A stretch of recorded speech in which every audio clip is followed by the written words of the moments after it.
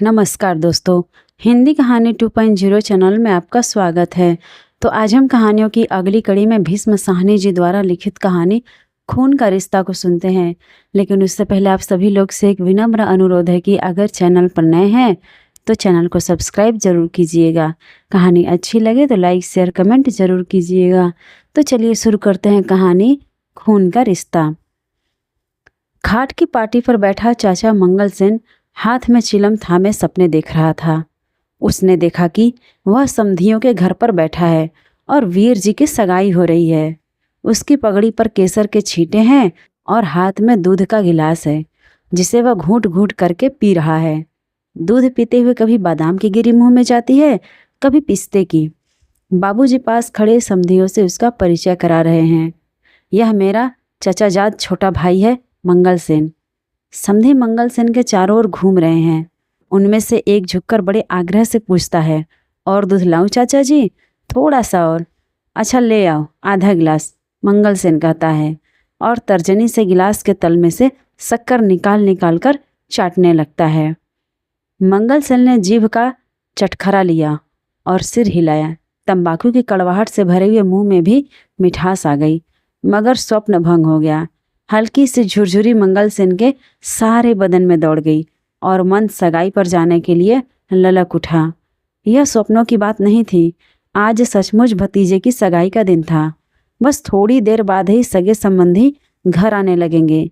बाजा बजेगा, फिर आगे आगे बाबूजी, पीछे पीछे मंगल सेन, और घर के अन्य संबंधी सभी सड़क पर चलते हुए समधियों के घर जाएंगे।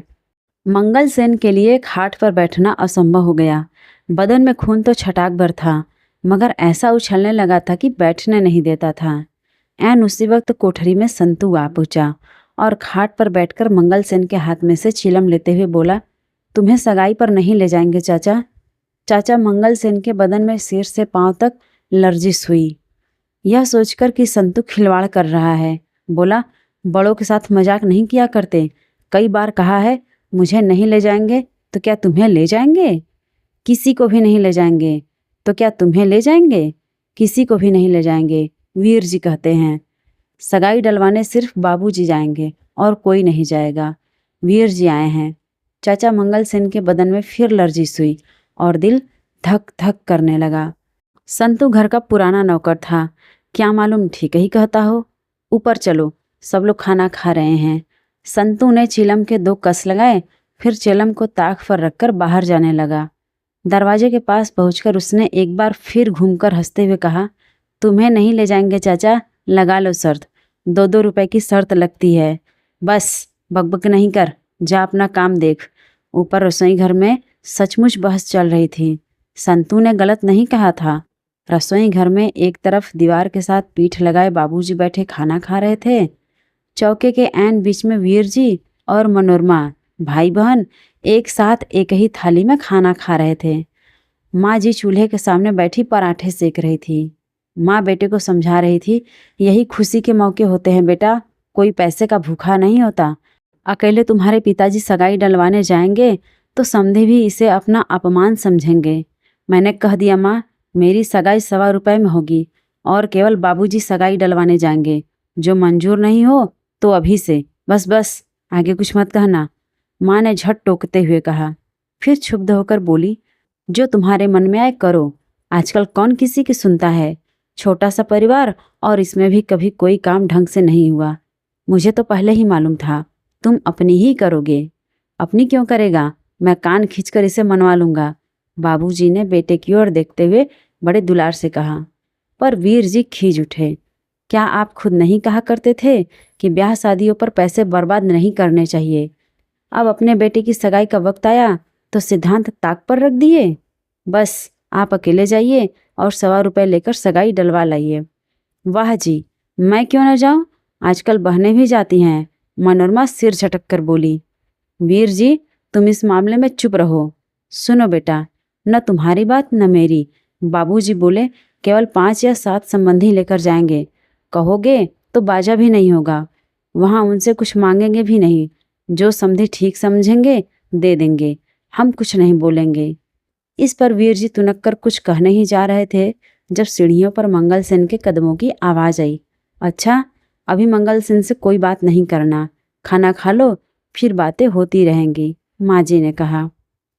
50 बरस की उम्र के मंगल सेन के बदन में सभी चूल ढीले पड़ गए थे।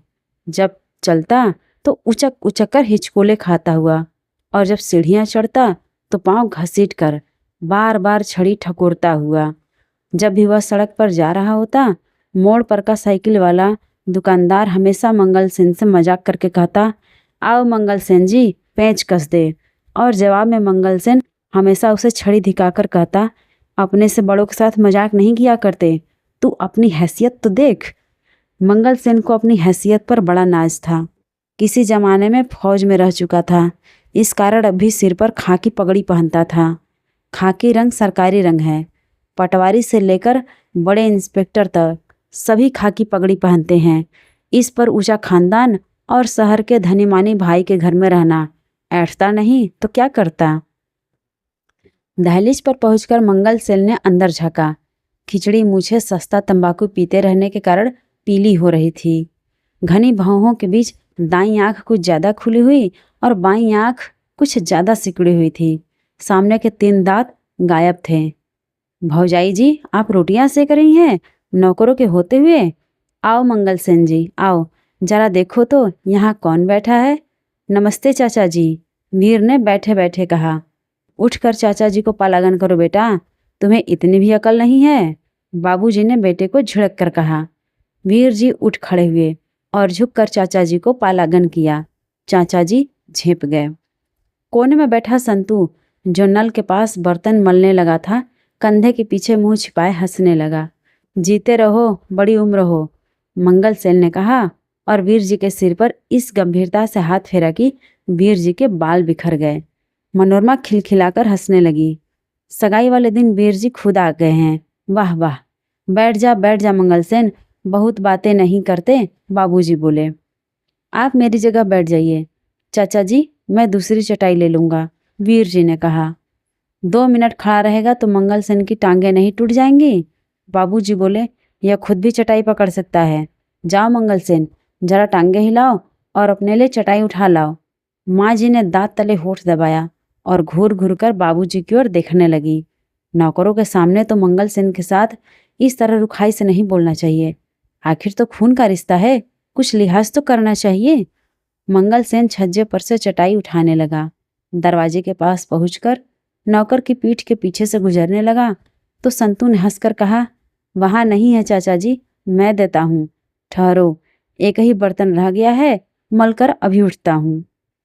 संतू निश्चिंत बैठा कंधों के बीच सिर झुकाए बर्तन मलता रहा। मनोरमा घुटनों के ऊपर अपनी ठुड्डी रखे दोनों हाथों से अपने पैरों की उंगलियां मलती हुई कोई वार्ता सुनने लगी। दुकानदारों की टांगें कितनी छोटी होती हैं भैया, क्या तुमने कभी देखा है? अपने भाई की ओर कनखियों से देखकर हंसती हुई बोली। जितनी देर वे गद्दी पर बैठे रहें ठीक लगते हैं, पर जब उठें तो सहसा छोटे हो जाते हैं। इतनी छोटी छोटी टांगें। आज मैं एक दुकान पर सूटकेस लेने गई। उठो संतू, चटाई ला दो, हर वक्त मजाक अच्छा नहीं होता, चाचा मंगल सेन ने संतू से आग्रह करने लगा। वहाँ खड़े क्या कर रहे हो मंगल सेन, चलो इधर आओ। उठ संतू, चटाई ले आ। सुनता नहीं तू? इसे कोई बात कहो तो कान में दबा जाता है, माँ बोली। संतू की पीठ पर चाबुक पड़ी। उसी वक्त उठा और जाकर चटाई ले आया। माँ जी ने चूल्हे के पास दीवार के साथ रखी 2 थालियों में से एक थाली उठाकर मंगल सेन के सामने रख दी। मैले रुमाल से हाथ पोंछते हुए मंगल सेन चटाई पर बैठ गया। थाली में आज 3 भाजियाँ रखी थी। चपातियाँ खूब गरम गरम थी। सहसा बाबूजी ने मंगल सेन से पूछा, आज रामदास के पास गए थे? किराया दिया उसने या नहीं? मंगल सेन खुशी में था। उसी तरह चहककर बोला, बाबूजी, वह अफीमची कभी घर पर मिलता है, कभी नहीं। आज घर पर था ही नहीं। एक थप्पड़ मैं तेरे मुंह पर लगाऊंगा। तुमने क्या मुझे बच्चा समझ रखा है? रसोई घर में सन्नाटा छा गया। माँ ने होठ भींच लिए। मंगल सेन की पुलकन सिहरन में बदल गई। उसका दायां गाल हिलने सा लगा, जैसे चपत पड़ने पर सचमुच हिलने लगता है। 6 महीने का किराया उस पर चढ़ गया है। तू करता क्या रहता है? नुक्कड़ में बैठे संतू के भी हाथ बर्तनों को मलते मलते रुक गए। भाई बहन फर्श की ओर देखने लगे। हाय बेचारा, मनोरमा ने मन ही मन कहा और अपने पैरों की उंगलियों की ओर देखने लगी। वीर जी का खून खौल उठा। चाचा जी गरीब है ना, इसलिए इन्हें इतना धुतकारा जाता है। और पराठा डालूं मंगल सेन जी? माँ ने पूछा। मंगल सेन का कौर अभी गले में ही अटका हुआ था। दोनों हाथों से थाली को ढकते हुए हड़बड़ाकर बोला, नहीं भौजाई जी, बस जी। जब मेरे यहाँ रहते यह हाल है तो जब मैं कभी बाहर जाऊंगा तो क्या हाल होगा। मैं चाहता हूँ तू कुछ सीख जाएगा और किराए का सारा काम संभाल ले, मगर 6 महीने तुझे यहाँ आए हो गए, तूने कुछ नहीं सीखा। इस वाक्य को सुनकर मंगल सेन के सर्द लहू में थोड़ी सी हरारत आई। मैं आज ही किराया ले आऊँगा बाबूजी। न देगा तो जाएगा कहाँ? मेरा नाम भी मंगल सेन है। मुझे कभी बाहर जाना पड़ा तो तुम ही को काम संभालना है। नौकर कभी किसी को कमा कर नहीं खिलाते। जमीन जायदाद का काम करना हो तो सुस्ती से काम नहीं चलता। कुछ हिम्मत से काम लिया करो। मंगल सेन के बदन में झुरझुरी हुई। दिल में ऐसा हुलास उठा कि जी चाहा पगड़ी उतारकर बाबूजी के कदमों पर रख दे। हुमक कर बोला, चिंता न करो जी, मेरे होते यहाँ चिड़ी पड़क जाएगा तो कहना। डर किस बात का? मैंने लाम देखी है बाबूजी। बसरे की लड़ाई में कप्तान रस्किन था हमारा। कहने लगा, देखो मंगल सेन, हमारी शराब की बोतल लारी में रह गई है, वह हमें चाहिए। उधर मशीन गन चल रही थी। मैंने कहा, अभी लो साहब, और मैं अकेले वहां से बोतल निकाल लाया। ऐसी क्या बात है? मंगल सेन फिर चहकने लगा। मनोरमा मुस्कराई और कनखियों से अपने भाई की ओर देखकर धीमे से बोली। चाचा जी की दुम फिर हिलने लगी। मंगल सेन खाना खा चुका था। उठते हुए हंसकर बोला, तो 4 बजे चलेंगे ना सगाई डलवाने? तू जा अपना काम देख, जो ज़रूरत हुई तो तुम्हें बुला लेंगे, ऐसा बाबूजी बोले। चाचा मंगल सेन का दिल धक से रह गया। संतू शायद ठीक ही कहता था, मुझे नहीं ले चलेंगे। उसे रुलाई सी आ गई, मगर फिर चुपचाप उठ खड़ा हुआ। बाहर जाकर जूते पहने, छड़ी उठाई और झूलता हुआ सीढ़ियों की ओर जाने लगा। वीर जी का चेहरा क्रोध और लज्जा से तमतमा उठा। मनोरमा को डर लगा कि बात और बिगड़ेगी। वीर जी कहीं बाबूजी से उलझ न बैठें। माँ जी को भी बुरा लगा। धीमे से कहने लगी, देखो जी, नौकरों के सामने मंगल सेन की इज्जत आबरू का कुछ तो ख्याल रखा करें। आखिर तो खून का रिश्ता है, कुछ तो मुंह मुलाहिजा रखना चाहिए। दिन भर आपका काम करता है। मैंने उससे क्या कहा है? बाबूजी ने हैरान होकर पूछा। यो रुखाई के साथ नहीं बोलते, वह क्या सोचता होगा? इस तरह बेआबरूई किसी की करनी चाहिए? क्या बक रही हो? मैंने उसे क्या कहा है? बाबूजी बोले। फिर सहसा वीर जी की ओर घूमकर कहने लगे, अब तू बोल, भाई क्या कहता है? कोई भी काम ढंग से करने देगा या नहीं? मैंने कह दिया, पिताजी आप अकेले जाइए और 1.25 रुपया लेकर सगाई डलवा लाइए। रसोई घर में जैसे चुप्पी छा गई। इस समस्या का कोई हल नजर नहीं आ रहा था। वीर जी टस से मस नहीं हो रहे थे। सहसा बाबूजी ने सिर पर से पगड़ी उतारी और सिर आगे को झुकाकर बोले, कुछ तो इन सफ़ेद बालों को ख्याल कर, क्यों हमें रुसवा करता है? वीर जी गुस्से में थे। चाचा मंगल सेन गरीब है, इसलिए उसके साथ ऐसा व्यवहार किया जाता है। यह बात उसे खल रही थी, मगर जब बाबूजी ने पगड़ी उतारकर अपने सफ़ेद बालों की दुहाई दी तो सहम गया। फिर भी साहस करके बोला, यदि आप अकेले जाना नहीं चाहते तो चाचा जी को साथ ले जाइए, बस 2 जने चले जाएं। कौन से चाचा को? माँ जी ने पूछा। चाचा मंगल सेन को। कोने में बैठे संतू भी हैरान होकर सिर उठाया और माँ झट से बोली, हाय हाय बेटा, शुभ शुभ बोलो। अपने रईस भाइयों को छोड़कर इस मरदूत को साथ ले जाएं, सारा शहर थू थू करेगा। माँ जी, अभी तो आप कह रही थी खून का रिश्ता है, किधर गया खून का रिश्ता? चाचा जी गरीब हैं इसीलिए? मैं कब कहती हूँ यह न जाए, लेकिन और संबंधी भी तो जाएं। अपने धनी मानी संबंधियों को छोड़ दें और इस बहुरूपियों को साथ ले जाएं, क्या यह अच्छा लगेगा? तो फिर बाबूजी अकेले जाएं। वीर जी परेशान हो उठे। मैंने जो कहना था कह दिया, अब जो तुम्हारे मन में आए करो, मेरा इसे से कोई वास्ता नहीं। और उठकर रसोई घर से बाहर चले गए। बेटे के यूं उठ जाने से रसोई घर में चुप्पी छा गई। माँ और बाप दोनों का मन खिन्न हो उठा। ऐसा शुभ दिन हो, बेटा घर पर आए और यूँ तकरार होने लगे। माँ का दिल टुक टुक होने लगा। उधर बाबूजी का क्रोध बढ़ रहा था। उनका जी चाहता था कि जा कह दे कि मैं नहीं जाऊंगा, भेज दे जिसको भेजना चाहता है। मगर यह वक्त झगड़े को लंबा करने का न था। सबसे पहले माँ ने हार मानी। क्या बुरा कहता है, आजकल के लड़के माँ बाप के हज़ारों रुपए लुटा देते हैं। इसके विचार तो कितने ऊंचे हैं। यह तो ₹1.25 में ही सगाई करना चाहता है। तुम मंगल सेन को ही अपने साथ ले जाओ, अकेले जाने से तो अच्छा है। बाबूजी बड़बड़ाए, बहुत बोले, मगर आखिर चुप हो गए। बच्चों के आगे किस माँ बाप की चलती है, और चुपचाप उठकर अपने कमरे में जाने लगे। जा संतू, मंगल सेन को कह तैयार हो जाएं, माँ जी ने कहा है। मनोरमा चहक उठी और भागी हुई वीर जी को बताने चली गई कि बाबूजी मान गए हैं। मंगल सेन को जब मालूम हुआ कि अकेला वही बाबूजी के साथ जाएगा, तो कितनी ही देर तक वह कोठरी में उचकता और चक्कर लगाता रहा। बदन का छटाक भर खून फिर उछलने लगा। जी चाहा कि संतू से उसी वक्त शर्त के 2 रुपए रखवा ले। क्यों न हो, आखिर मुझसे बड़ा संबंधी है भी कौन। मुझे नहीं ले जाएंगे तो किसे ले जाएंगे। मैं और बाबूजी ही इस घर के कर्ता धर्ता हैं, और कौन है। जितना ही अधिक वह इस बात पर सोचता, उतना ही अधिक उसे अपने बड़प्पन पर विश्वास होने लगता। आखिर उसने कोने में रखी ट्रंकी को खेला और कपड़े बदलने लगा। घंटा भर बाद जब मंगल सेन तैयार होकर आंगन में आया, तो माँ जी का दिल बैठ गया। यह सूरत लेकर समधियों के घर जाएगा। मंगल सेन के सिर पर खाकी पगड़ी, नीचे मैली कमीज के ऊपर खाकी फौजी कोट जिसके धागे निकल रहे थे, और नीचे धारीदार पजामा और मोटे मोटे काले बूट।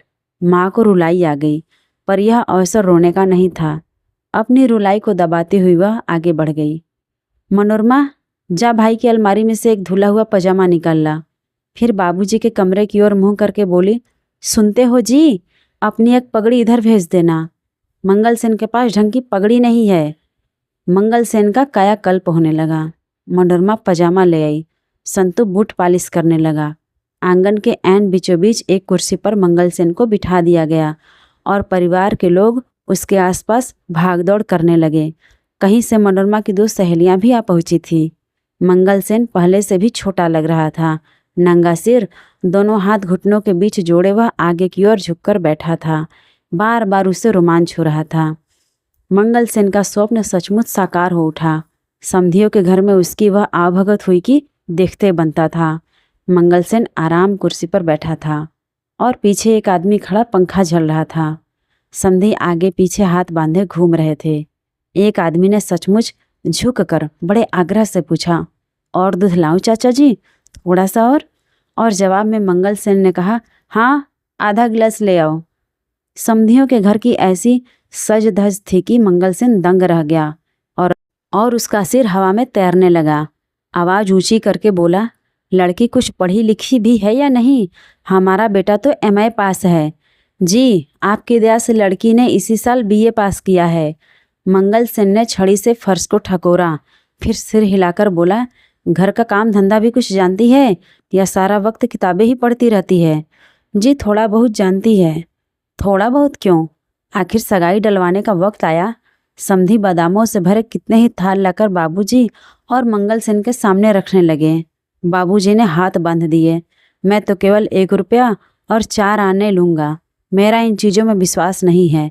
हमें अब पुरानी रस्मों को बदलना चाहिए। आप सलामत रहे। आपका 1.25 रुपया भी मेरे लिए 1.25 लाख के बराबर है। आपको किस चीज़ की कमी है लाला जी? पर हमारा दिल रखने के लिए ही कुछ स्वीकार कर लीजिए।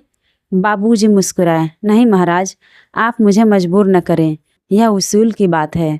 मैं तो 1.25 रुपया ही लेकर जाऊंगा। आपका सितारा बुलंद रहे। आपकी बेटी हमारे घर आएगी तो साक्षात लक्ष्मी विराजेगी। मंगल सेन के लिए चुप रहना असंभव हो रहा था। हुमक कर बोला, एक बार कह जो दिया जी कि हम 1.25 रुपये ही लेंगे। आप बार बार तंग क्यों करते हैं? बेटी के पिता हंस दिए और पास खड़े अपने किसी संबंधी के कान में बोले, लड़के के चाचा हैं, दूर के, घर में टिके हुए हैं। लाला जी ने आसरा दे रखा है। आखिर समधी अंदर से एक थाल ले आए जिस पर लाल रंग का रेशमी रुमाल बिछा था, और बाबूजी के सामने रख दिया। बाबूजी ने रुमाल उठाया तो नीचे चांदी के थाल में चांदी की 3 चमचम करती कटोरियां रखी थी। एक में केसर, दूसरी में रंगला धागा, तीसरे में एक चमकता चांदी का रुपया और चमकती चवन्नी। इसके अलावा 3 कटोरियों में 3 छोटे छोटे चांदी के चम्मच रखे थे। आपने आखिर अपनी ही बात की। बाबूजी ने हंसकर कहा, मैं तो केवल 1.25 लेने आया था, मगर थाल स्वीकार कर लिया और मन ही मन कटोरियों, थाल और चम्मचों का मूल्य आंकने लगे। मनोरमा और उसकी सहेलियां छज्जे पर खड़ी थी। जब दोनों भाई सड़क पर आते दिखाई दिए, मंगल सेन के कंधे पर थाल था, लाल रंग के रुमाल से ढका हुआ, और आगे आगे बाबूजी चले आ रहे थे। वीर जी अब भी अपने कमरे में थे और पलंग पर लेटे किसी नॉवेल के पन्नों में अपने मन को लगाने का विफल प्रयास कर रहे थे। उनका माथा थका हुआ था, मगर हृदय धूमिल भावनाओं से उद्वेलित होने लगा था। क्या प्रभा मेरे लिए कोई संदेश भेजेगी?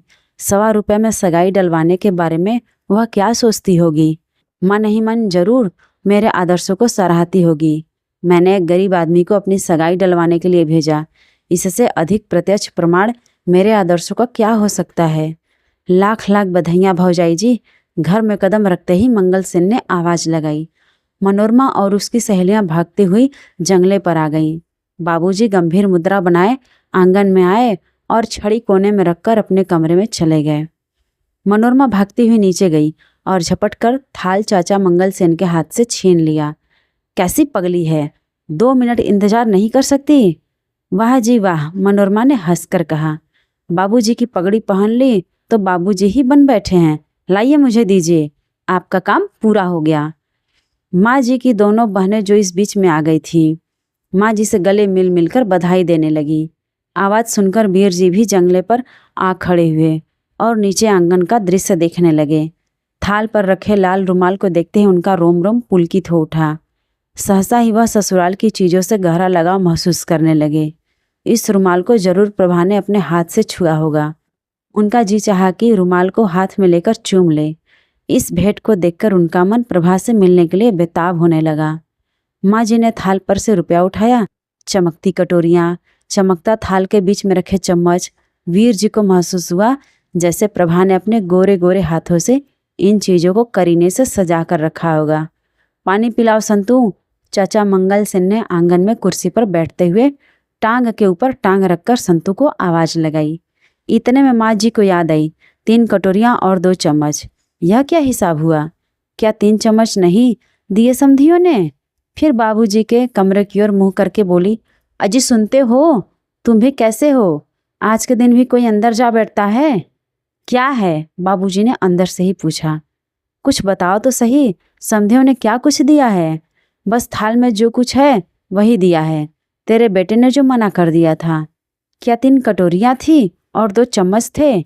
नहीं तो चम्मच भी 3 थे। चम्मच तो यहाँ सिर्फ 2 रखे हैं। नहीं नहीं, ध्यान से देखो, जरूर 3 होंगे। मंगल सेन से पूछो, वही थाल उठा कर लाया था। मंगल सेन जी, तीसरा चम्मच कहाँ है? मंगल सेन संतू को सगाई का ब्यौरा दे रहा था।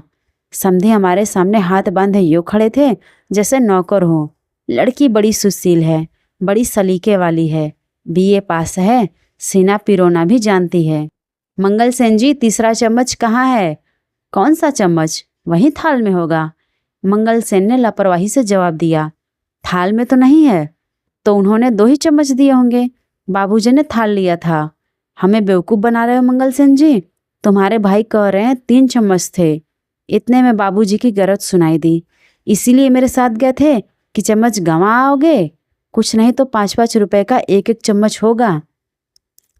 मंगल सेन जी ने उसी लापरवाही से कुर्सी पर से उठकर कहा, मैं अभी जाकर पूछाता हूँ। इसमें क्या है, हो सकता है उन्होंने चम्मच 2 ही रखे हों। वहाँ कहाँ जाओगे? बताओ चम्मच कहाँ है? सारा वक्त तो थाल पर रुमाल रखा रहा। बाबूजी, थाल तो आपने लिया था, आपने चम्मच गिने नहीं थे। मेरे साथ चालाकी करता है बज्जात, बता तीसरा चम्मच कहाँ है? माँ जी चम्मच खो जाने पर विचलित हो उठी थी। बहनों की ओर घूमकर बोली, गिनी चुनी तो समधियों ने चीज़ें दी हैं, उनमें से भी अगर कुछ खो जाए तो बुरा तो लगता ही है। कैसा ढीठ आदमी है, सुन रहा है और कुछ बोलता नहीं, बाबूजी ने गरज कर कहा। चम्मच खो जाने पर अचानक वीर जी को बेहद गुस्सा आ गया। प्रभा ने चम्मच भेजा और वह उन तक पहुंचा ही नहीं। प्रभा के प्रेम की पहली निशानी ही खो गई। वीर जी सहसा आवेश में आ गए। वीर जी ने आव देखा न ताव। मंगल सेन के पास जाकर उसे दोनों कंधों से पकड़कर झिंझोड़ दिया। आपको इसीलिए भेजा था कि आप चीज़ें गंवा आए? सभी चुप हो गए। सख्ता सा छा गया। वीर जी खिन्न से महसूस करने लगे कि मुझसे यह कौन सी भूल हो गई और झेपकर वापस जाने लगे। तुम बीच में मत पड़ो बेटा, अगर चम्मच खो गया है तो तुम्हारी बला से। सबका धर्म अपने अपने साथ है। एक चम्मच से कोई अमीर नहीं बन जाएगा। जेब तो देखो इसकी, बाबूजी ने गरज कर कहा। मौसियाँ झेप गईं और पीछे हट गई, पर मनोरमा से न रहा गया। झट आगे बढ़कर वह जेब देखने लगी। रसोई घर की दहलीज पर संतू हाथ में पानी का गिलास उठाए रुक गया और मंगल सेन की ओर देखने लगा। चाचा मंगल सेन खड़ा कभी एक का मुंह देख रहा था, कभी दूसरे का। वह कुछ कहना चाहता था, मगर मुंह से एक भी शब्द नहीं निकल रहा था। एक जेब में से मैला सा रुमाल निकला, फिर बीड़ियों की गड्डी, माचिस, छोटा सा पेंसिल का टुकड़ा। इस जेब में तो नहीं है, मनोरमा बोली और दूसरी जेब देखने लगी। मनोरमा एक एक चीज निकालती और अपनी सहेलियों को दिखा दिखा कर हंसती। दाई जेब में कुछ खनका। मनोरमा चिल्ला उठी, कुछ खनका है? इसी जेब में है, चोर पकड़ा गया। तुमने सुना मालती? जेब में टूटा हुआ चाकू रखा था, जो चाबियों के गुच्छे से लगकर खनका था। छोड़ दो मनोरमा, जाने दो। सबका धर्म अपने अपने साथ है। आपसे चम्मच अच्छा नहीं है मंगल सेन जी, लेकिन यह सगाई की चीज थी। मंगल सेन जी की सांस फूलने लगी और टांगें कांपने लगी, लेकिन मुंह से एक भी शब्द नहीं निकल पा रहा था। दोनों कान खोलकर सुन ले मंगल सेन, बाबूजी ने गरज कर कहा। मैं तेरे से 5 रुपए चम्मच के ले लूँगा, इसमें मैं कोई लिहाज नहीं करूँगा। मंगल सेन खड़े खड़े गिर पड़ा। बधाई बहन जी। नीचे आंगन में से 3-4 स्त्रियों की आवाज़ एक साथ आ गई। मंगल सेन गिरा भी अजीब ढंग से, धम्म से। जमीन पर जो पड़ा तो उकड़ू हो गया और पगड़ी उतरकर गले में आ गई। मनोरमा अपनी हंसी रोक न सकी। देखो जी, कुछ तो ख्याल करो, गली मोहल्ला सुनता होगा, इतनी रुखाई से भी कोई बोलता है? माँ जी ने कहा। फिर घबराकर संतू से कहने लगी, इधर आओ संतू, और इन्हें छज्जे पर लिटा आओ। वीर जी फिर खिन्न सा अनुभव करते हुए अपने कमरे में चले गए। मैंने जल्दीबाजी की, मुझे बीच में नहीं पड़ना चाहिए था। इन्होंने चम्मच कहाँ चुराया होगा, जरूर कहीं गिर गया होगा। बाबूजी नीचे अपने कमरे में चले गए। शीघ्र ही घर में ढोलक बजने की आवाज़ें आने लगी। मनोरमा और उसकी सहेलियां आंगन में कालीन बिछवाकर बैठ गई। ढोलक की आवाज़ सुनकर पड़ोसी घर में बधाई देने आने लगी। ऐन उसी वक्त गली वाले दरवाजे के पास एक लड़का आ खड़ा हुआ। संकोच वह निश्चय नहीं कर पा रहा था कि अंदर जाएगा या वहीं खड़ा रहे। मनोरमा ने देखते ही पहचान लिया कि प्रभा का भाई वीर जी का साला है। भागी हुई उसके पास जा पहुंची और शरारत से उसके सिर पर हाथ फेरने लगी। आओ बेटा जी, अंदर आओ। तुम यहाँ पड़ोस में रहते हो ना? नहीं, मैं प्रभा का भाई हूँ। मिठाई खाओगे? मनोरमा ने फिर शरारत से कहा और हंसने लगी। लड़का सकुचा गया। नहीं, मैं तो यह देने आया हूँ, उसने कहा और जैकेट की जेब से एक चमकता सफ़ेद चम्मच निकाला और मनोरमा के हाथ में देकर उन्हीं कदमों वापस लौट गया। हाय, चम्मच मिल गया माँ जी, चम्मच मिल गया। पर माँ जी संबंधियों से घिरी खड़ी थी। मनोरमा रुक गई और माँ से नज़रें मिलाने की कोशिश करते हुए हाथ ऊंचा करके चम्मच हिलाने लगी। चम्मच को कभी नाक पर रखती, कभी हवा में हिलाती, कभी ऊंचा फेंककर हाथ में पकड़ती, मगर माँ जी कुछ समझ ही नहीं रही थी। छज्जे पर संतू ने मंगल सेन को खाट पर लिटाया और मुंह पर पानी का छींटा देते हुए बोला, तुम शर्त जीत गए, बस तनख्वाह मिलने दो, 2 रुपए नगद तुम्हारी हथेली पर रख दूंगा। तो आज की ये भीष्म साहनी जी द्वारा लिखित कहानी खून का रिश्ता आपको कैसा लगा कमेंट करके ज़रूर बताइएगा। और अगर चैनल पर नए हैं तो चैनल को सब्सक्राइब ज़रूर कीजिएगा और अपने दोस्तों को भी शेयर कीजिएगा।